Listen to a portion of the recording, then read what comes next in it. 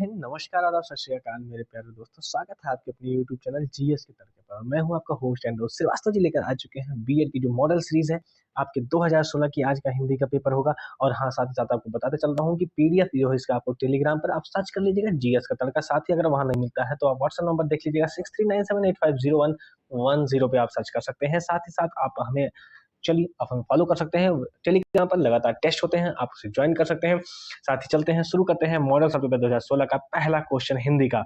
पहचान का तत्सम शब्द क्या है? प्रतिविज्ञान, प्रज्ञान और अभिधान और अवधान। तो पहचान का तत्सम क्या हो जाएगा? पहचान का तत्सम हो जाएगा प्रतिविज्ञान। ठीक है। क्वेश्चन नंबर 52 है कि प्रभुत्व का तद्भव शब्द क्या हो जाएगा? पहचान, पहुंच, गुरुता या गुरुत्व। इसका तद्भव क्या हो जाएगा? इसका तद्भव है पहुंच। ठीक है, प्रभुत्व का तद्भव पहुंच हो जाएगा। क्वेश्चन नंबर 53 है कि बहनोई शब्द का तत्सम क्या हो जाएगा? बहनोई, बहनपति, भगनीपति या इनमें से कोई नहीं। तो ये हो जाएगा बहनोई यानी भगनीपति। भगनी मतलब स्त्री हो जाती है और बहनोई मतलब बहन का ओई मतलब भाई, उनका पति। बहन के पति को बहनोई कहा जाता है, उसे भगनीपति भी बोल सकते हैं। क्वेश्चन नंबर 54 है कि वृश्चिक शब्द का तद्भव क्या हो जाएगा? ऑप्शन आपका बिच्छू, सड़पर, बर या भ्रमर। तो वृश्चिक का क्या हो जाएगा? बिच्छू हो जाएगा। क्वेश्चन नंबर 55 है निम्न में से कौन सही नहीं है? अव्यय, क्रिया विशेषण में कोई अंतर नहीं होता। अव्यय अभिकारी होते हैं, सभी अव्यय क्रिया विशेषण नहीं होते। क्रिया विशेषण अभिकारी होते हैं। क्वेश्चन नंबर 55 का सही जवाब हो जाएगा क्वेश्चन ऑप्शन नंबर ए कि अव्यय और क्रिया विशेषण में कोई अंतर नहीं होता है। नेक्स्ट क्वेश्चन, वह लाचार है क्योंकि वह विकलांग है। इस वाक्य में कौन सा अव्यय है? ऑप्शन आपका संकेतवाचक, कारणवाचक या परिमाणवाचक और समुच्चय बोधक। तो इसमें इन तीनों में से ही आप देख लेंगे तो मिल जाएगा आपका question number B, option number B कारणवाचक। क्योंकि कारण है, क्योंकि वो विकलांग है इसलिए वह लाचार है, यही उसका कारण बन जाएगा। चलिए क्वेश्चन नंबर 57 है निम्नलिखित में से किस वाक्य में क्रिया विशेषण का प्रयोग नहीं हुआ है? वह कपड़े साफ धोता है, वह धीरे धीरे पढ़ता है, आम मीठा है, समोसे ताजे बन रहे हैं। तो क्रिया विशेषण का प्रयोग कहाँ नहीं हुआ है? आम मीठा है, ऑप्शन नंबर सी में। ठीक है। क्वेश्चन नंबर 58 है जिस शब्द से क्रिया के होने का समय निर्धारित हो उसे क्या कहते हैं? कारक, काल, अव्यय या क्रिया विशेषण। बिल्कुल क्वेश्चन आ चुका है, समय निर्धारित पूछ लिया है तो क्या हो जाएगा? काल हो जाएगा। नेक्स्ट क्वेश्चन, निम्न में से किस वाक्य में क्रिया विशेषण का अशुद्ध प्रयोग हुआ है? वह मन से पढ़ता है, तब की बात कुछ और थी, वह चुपचाप से चला गया, यह पुस्तक उससे कहीं अच्छी है। तो अब बताइए इसका क्या हो जाएगा? वाक्य में क्रिया विशेषण का अशुद्ध प्रयोग, इसका सही जवाब हो जाएगा वह चुपचाप से चला गया, यही अशुद्ध है। नेक्स्ट क्वेश्चन है कि किस वाक्य में क्रिया विशेषण का प्रयोग नहीं हुआ है? नहीं हुआ है, ध्यान रखिएगा। राम जाता है, सीता भोजन पकाती है, उसने रोते रोते कहा वह जाएगा। क्वेश्चन नंबर 60 का क्या हो जाएगा? क्रिया विशेषण किसमें नहीं आएगा? वह जाता है, वह जाता है, इसमें क्रिया विशेषण नहीं हुआ है। नेक्स्ट क्वेश्चन, किस वाक्य में क्रिया विशेषण अशुद्ध रूप से प्रयुक्त हुई है? अशुद्ध रूप से कौन सी क्रिया विशेषण प्रयुक्त हुई है? आप मेरी मदद करेंगे ना? मानसिक दास्तां सदा काल से चली आ रही है, वह ना सोता है ना खाता है, वह धीरे धीरे चला जा रहा है। ऑप्शन नंबर बी इसका सही जवाब हो जाएगा, मानसिक दास्तां सदा काल से चली आ रही है। भैया क्वेश्चन देखो ना तो आप कमेंट में थोड़ा थोड़ा लिखते चलो कि option number A, option number B, option number, आपको पता तो चले आपको खुद को कि आप कितना सही कर रहे हो, कितना गलत कर रहे हो। ठीक है।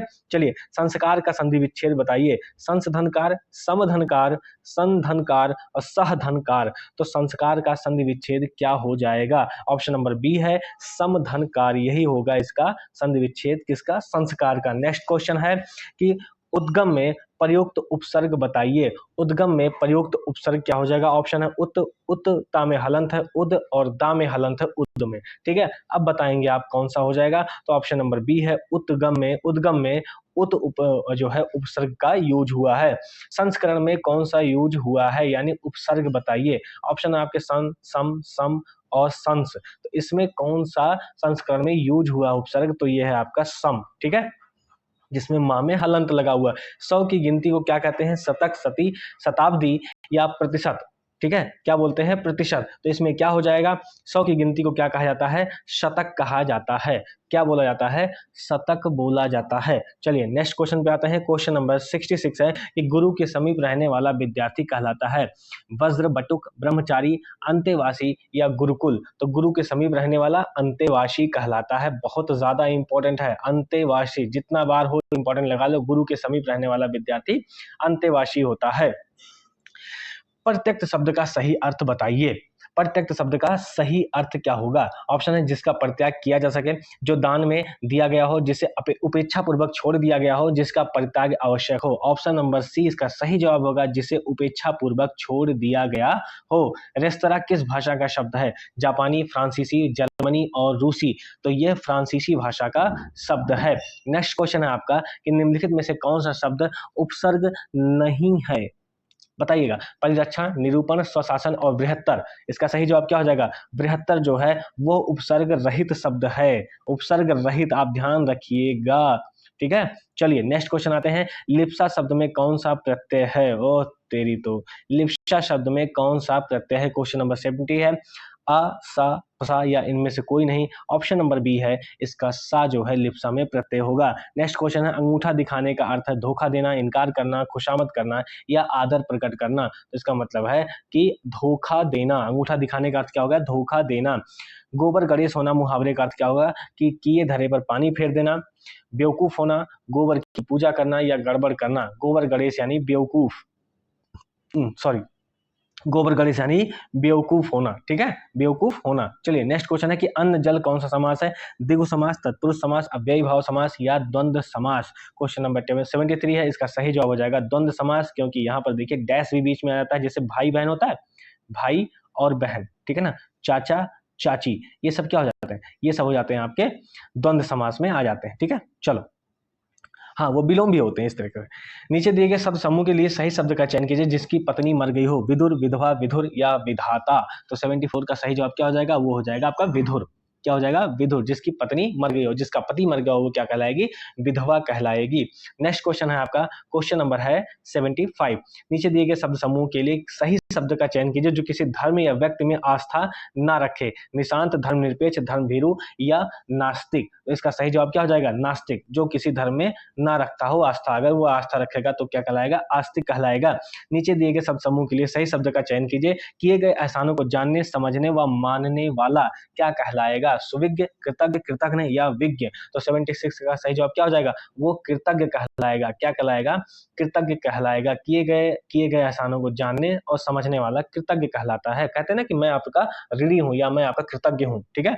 चलिए, पतित का पर्यायवाची क्या होगा, अधोगामी, कपूत और पापी और मलेच्छ। तो पतित का पर्यायवाची क्या होगा, पतित का पर्यायवाची हो जाएगा अधोगामी, यानी तुम्हारा पतन हो रहा है, नीचे की तरफ तुम गिर रहे हो, तो अधोगामी भी नीचे की तरफ ही बताता है। हौसला का विलोमार्थक शब्द क्या हो जाएगा, हताशा, उत्साह, इच्छा और संकल्प। इसका जो है विलोम क्या हो जाएगा, हताशा, क्योंकि ये सभी जो है वो हौसला के समानार्थी हो जाएंगे, या ठीक है ना। और हौसला का विलोम क्या हो जाएगा, हताश हो जाएगा। नेक्स्ट क्वेश्चन है आपका, क्वेश्चन नंबर 79। जो बांटा ना जा सके के लिए एक शब्द क्या होगा, अपूर्ण, अतुलनीय, अपरिहार्य या अभाज्य। तो जो बांटा ना जा सके उसे क्या कहते हैं, अभाज्य। इसीलिए मैथ में देखोगे तो अब क्या निकल के आता है कि अभाज्य संख्याएं, ठीक है, जिसका भाज्य यानी जिसको तोड़ा ना जा सके। चलिए, दुकाल का उपसर्ग क्या होगा, दुर, दुष, दु और दुक, यानी दुकाल का हमें उपसर्ग निकालना है। तो इसका सही जवाब क्या हो जाएगा, इसका सही जवाब हो जाएगा दु। क्या हो जाएगा, दु हो जाएगा। नेक्स्ट क्वेश्चन है कि क्षत्रिय का प्रत्यय क्या होगा, इये, इया, नी, अनीय। तो क्षत्रिय का प्रत्यय क्या हो जाएगा, इसका सही जवाब है इये, क्षत्रिय, यहाँ पे इसका प्रत्यय हो जाएगा।